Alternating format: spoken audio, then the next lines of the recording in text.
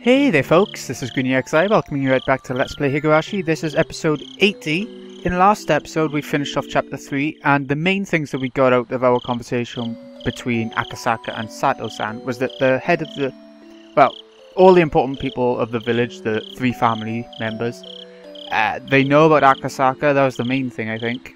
Although I'm not sure if they know the exact identity of him, but Rika obviously has an inkling about it. She warned us off after all.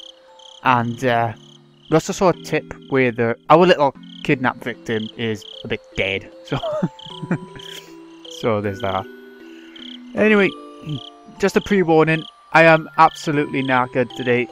And after staying up too late last night playing Project 05. But let's get on with it so I stop rambling on. Let's check out chapter 4. I had a restless night's sleep. I did nothing but turn over repeatedly during a night that seemed like it lasted for eternity. Even then, I eventually fell asleep at some point, not realizing how high in the sky the sun had risen. I shook off the urge to go back to sleep. It was then I noticed that the phone was ringing.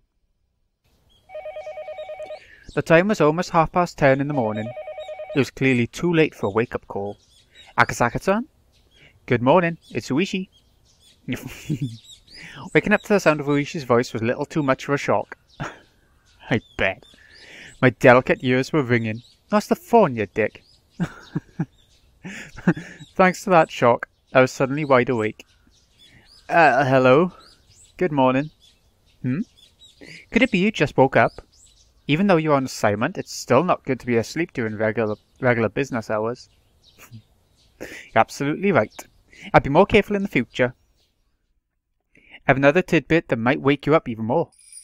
There was something interesting mixed in with the lost and found at the Higurashi police box.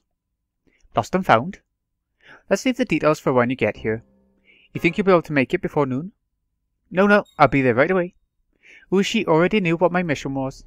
Since Uishi said it was something that would wake me up, it was hard to believe that it would be irrelevant to me. Honestly speaking, judging by the information from Sato-san yesterday, knowing that my cover was already blown, I couldn't wander to and from Higurashi carelessly. In other words, my investigation was at an impasse. If there was some information there that could put me back on the trail, that would be nothing less than a stroke of good fortune. After vigorously washing my face, I pulled on my jacket and hailed a taxi, heading towards the Akasaka police station. Oh yeah, he said to Rika he wasn't going to meet her till about 3 o'clock, wasn't it? Oh, you're here. The genius mahjong player has arrived. My apologies for being late. So, exactly what popped up? With absolutely no intention of reminiscing about last night's mahjong game, I pressed him to get to the point. Uishi, anticipating that I would act that way, cut to the chase without any resistance. Like I said earlier, something arrived from the Higurashi police boxes lost and found this morning. Lost items that were turned over to the police box were sent to Akasaka station after the paperwork was filled out. Uishi pulled out a plastic bag from a drawer and laid its labelled contents on the desk. Is that a wallet? Indeed. There was small change inside, but no bills. We thought that a pickpocket threw it away after pulling out the contents. At first.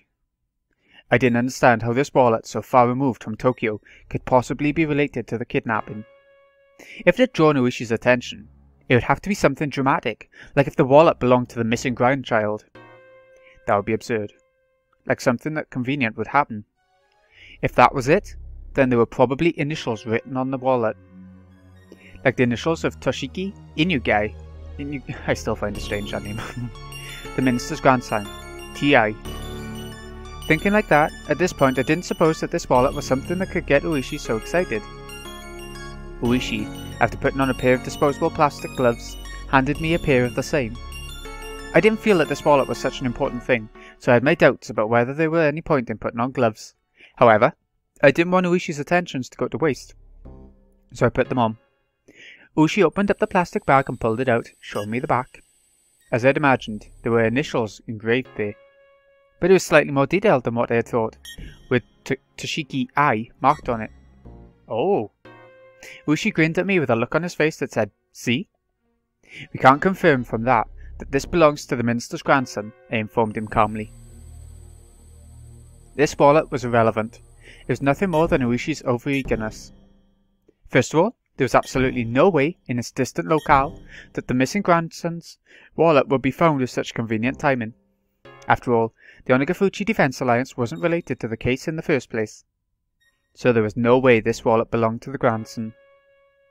Why I wanted to decide that that was the case, even I didn't really know. Even though what should have been a top secret case was leaked before I had even been dispatched. In this situation, how could I say this was definitely unrelated? Would it be more prudent to pay more attention to this wallet? It had only been a couple of days since I arrived in Hinamazawa, but in those couple of days, due to the number of remarkable events, my nerves might have become just a little frayed. Shaking my head slightly, I cleared it out of unnecessary thoughts. Ushi opened the wallet's zipper, revealing the contents. Inside was small change and a number of crumpled receipts. Ushi, from that jumble, pulled out a folded card. Seeing that, my heart stopped for a moment. It was a card from a dental exam. The name, Toshiki Inigai, and the age, a perfect match. The dentist's location was in Tokyo. There was no need to explain any further. How far was it from Tokyo to Hinamazawa? It was far enough that taking the bullet trains and cars would still take several hours. Why would a wallet with a dental exam card from Tokyo inside show up in Hinamazawa? Could it belong to a tourist who came from Tokyo? Or maybe a villager on vacation to Tokyo just happened to pay a visit to the dentist? No, it had to have fallen into somebody's bag by accident. In my mind, I desperately struggled to find a possible excuse as to why this wallet didn't belong to Toshiki Inigai. It was as if it just wouldn't do for this wallet to belong to him.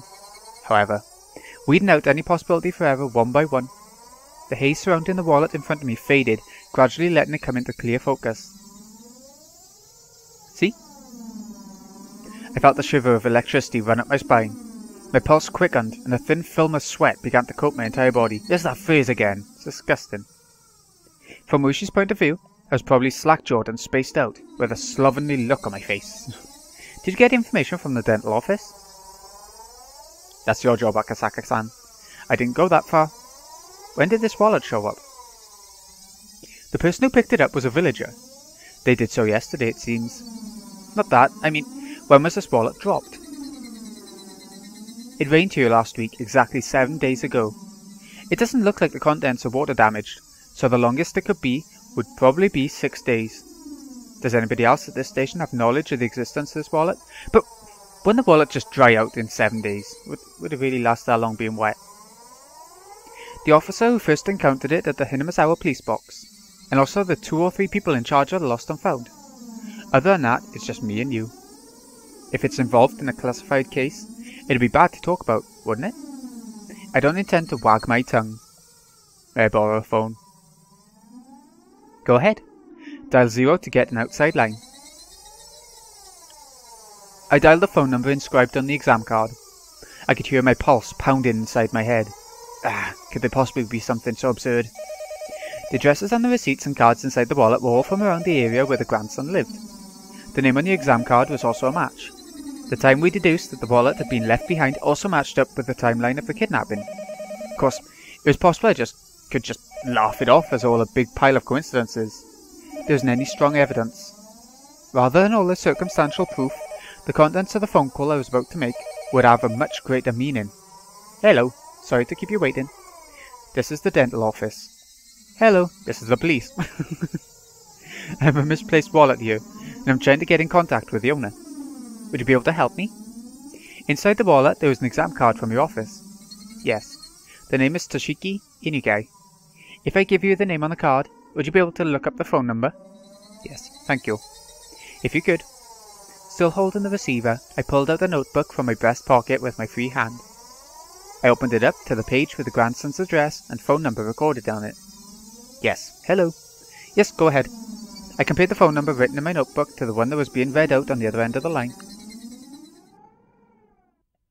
During that process, I spun around to look behind me uneasily.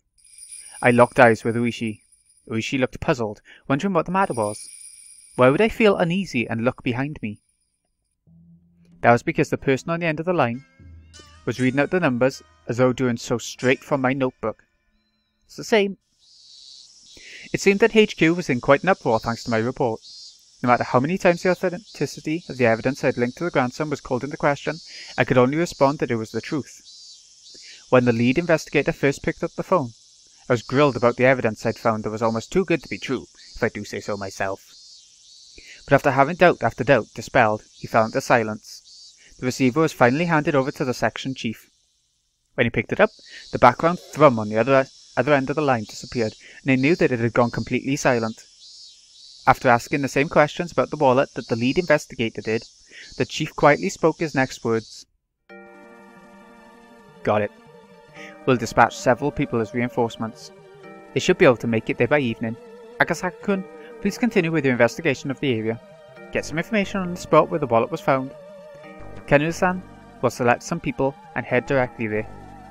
The fact that he was sending Kenu, the lead investigator, here meant that the chief had decided there was a possibility that the Onagafuchi Defense Alliance was somehow implicit in the kidnapping. Oh, that's quite a nice song.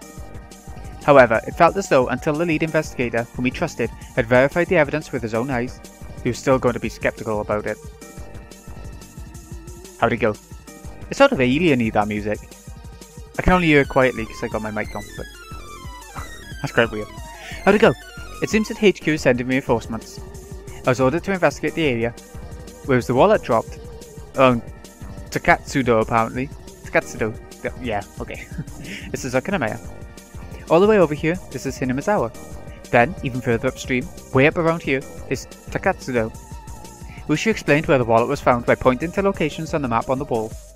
This place, called Takatsudo, was even more remote than Hinamizawa was. Oh, another remote village.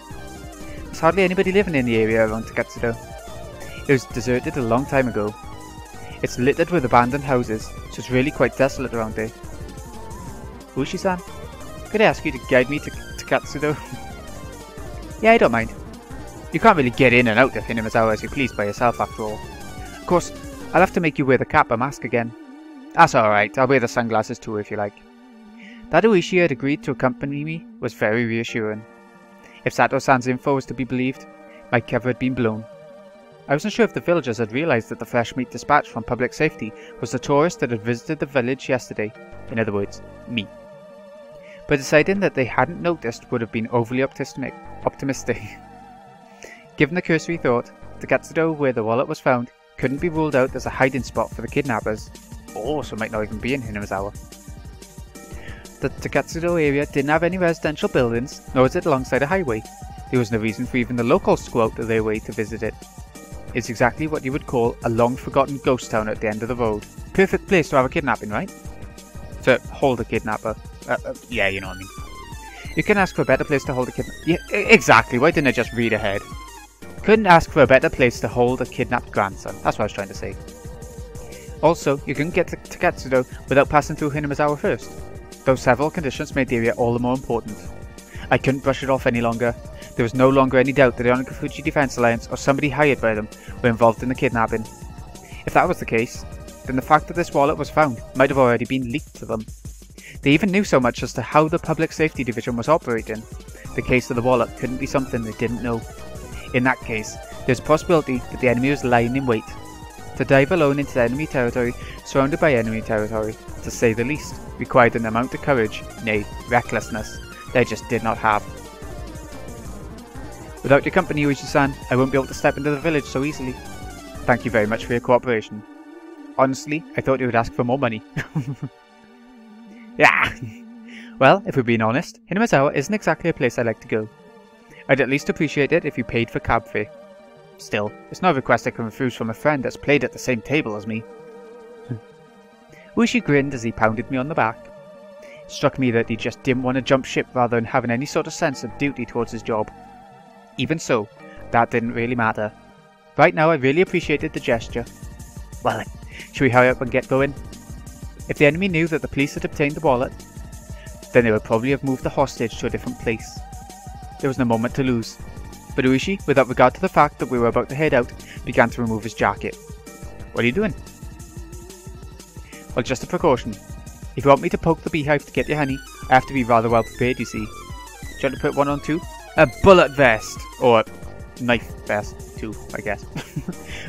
Yeah, stab proof, that's it. What Higurashi pulled out from the drawer below the desk was a stab-proof vest. It did say at one point that Higurashi always wore one when going to Higurashi and stuff, didn't he? Was it a tip or was it an actual part of the game? I don't know. His name was Toshiki Inugai. Actually, it was Sato-san who said it was named his car. The grandson of the Minister of Construction, Inugai. There was only one reason for him being here. If we didn't include gym or art class, his grades were above average. That was the result of having private tutoring sessions twice a week. If we omitted the fact that he still couldn't do pull-ups, there wasn't much else that would make him hate school.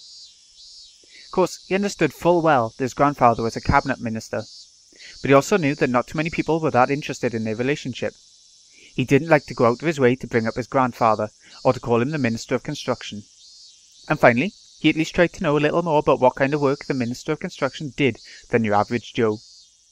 What that entailed was that when you tried your best to make life better for the masses, sometimes you made a few enemies.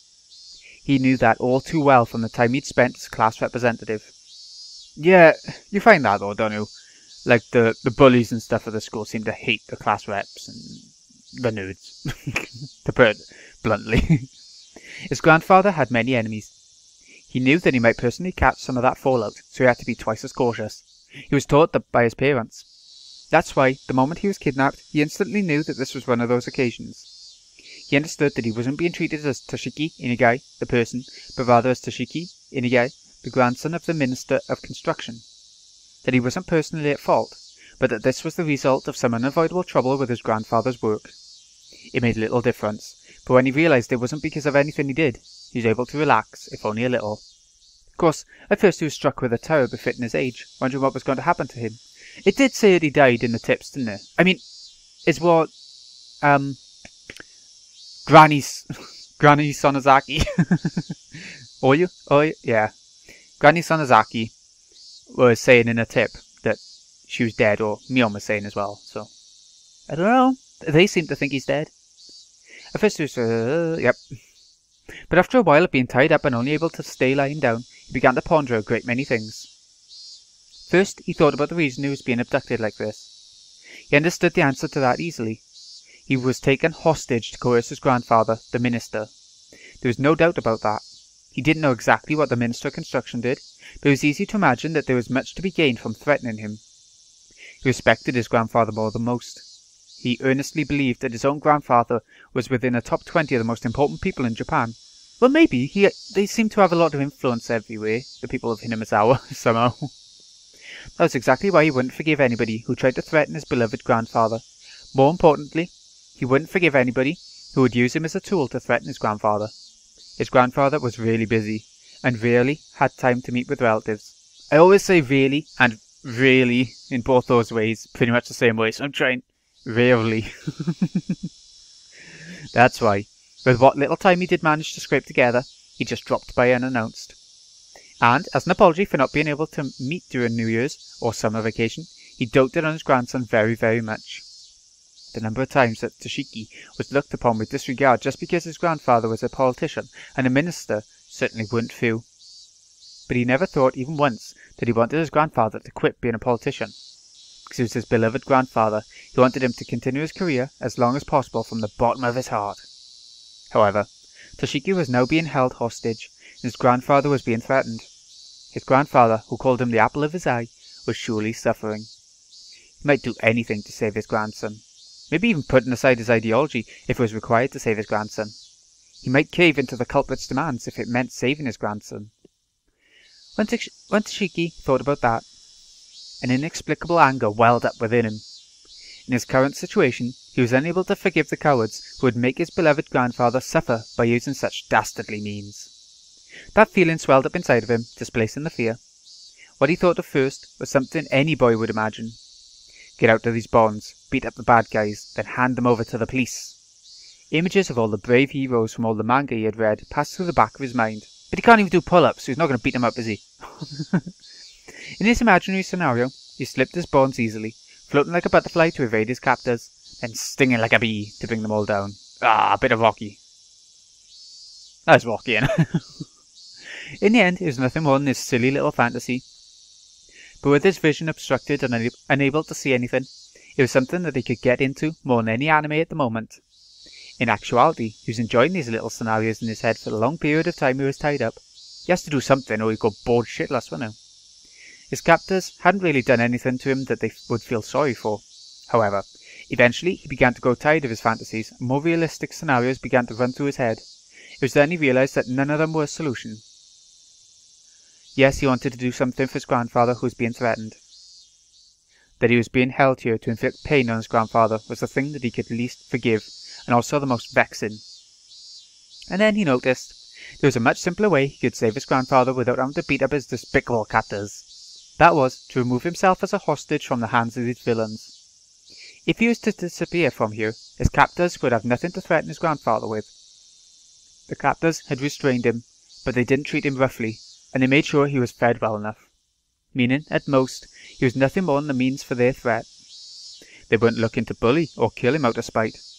If he behaved, no ill would befall him. Realizing that gave him a strong sense of courage, and carrying his train of thought this far, he let it run its course to its natural conclusion.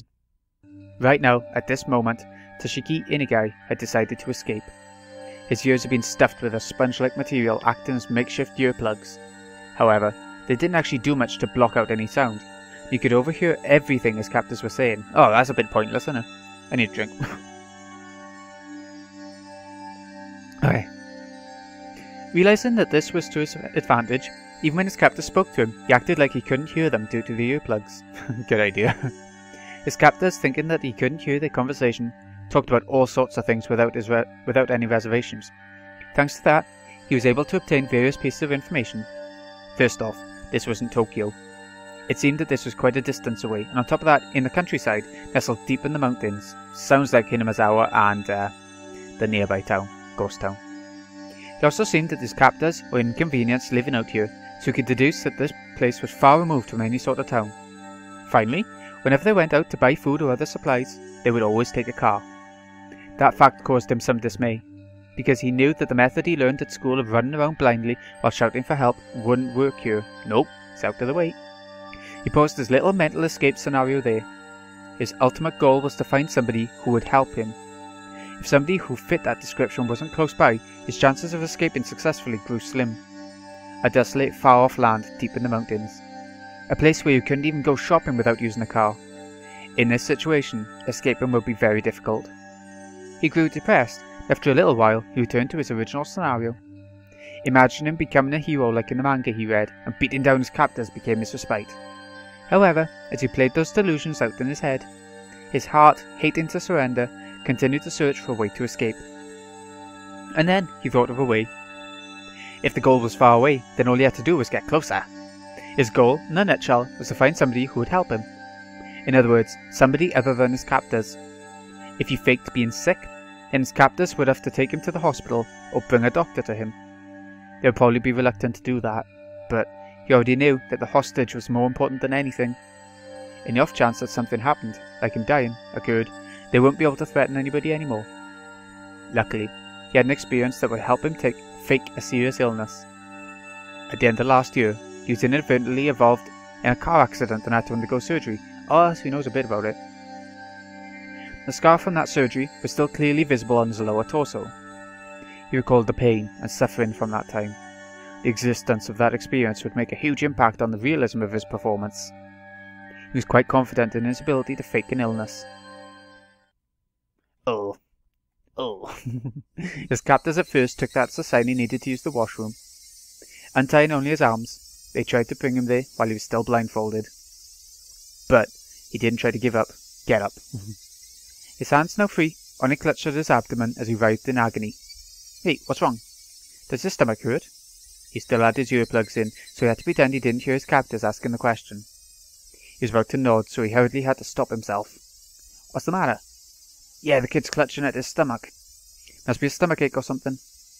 His captors looked down on his suffering form for a bit. One of them proposed a course of action, while another laid his doubts that Toshiki might be faking it. What's wrong, boy? Your tummy hurt? His ears are plugged, so he can't hear you. Well, that's a problem. Do you got any medicine that works on stomach pain? Might want to go to the pharmacy and buy some. When it comes to stomach pain, there's a bunch of different meds, isn't there? As long as we don't know the cause, We shouldn't just buy him any old medicine. He's old in his stomach. Maybe he's just constipated. Maybe. If we buy him some medicine for that, maybe that'll calm him down. Or kill him if we're wrong, neither. Don't decide something like that on your own. It might be appendicitis or something. My uncle suddenly got it a while ago. That was pretty scary. When the captors leaned over beside the boy, who was bent over in agony, I feel sorry for the kid. Whoa! His whole body's covered in sweat. Is it your stomach? Does it hurt? Hey, if it hurts, you shouldn't clutch it so tightly, so it'll only make it worse. If you're gonna give advice to him, at least say either should or shouldn't. Bloody hell. Realizing that his captors were concerned about his stomach, he inadvertently let his shirt ride up, letting the scar from his surgery come into plain view. Inadvertently. His vision was still obscured with packing tape, so he couldn't see the reaction to his scar. But his captors were taken aback, and judging from the momentary silence, he had obtained the reaction he was looking for. Hey, this is bad. The scar, it's not that old. Does the boy have a fever? Do a thermometer around? No way we have one, but that's a lot of sweat. Yeah, his forehead feels pretty hot, I think. I've heard that under prolonged stress, old wounds can be aggravated. Then what do we do? Are you saying that medicine won't work? We don't know what surgery the scar's from. But in any case, this is bad. In the worst case, it could be fatal. This is bad. That's really, really bad. Maybe we should have a doctor take a look at it. At this rate, there's a chance that he might suddenly die on us.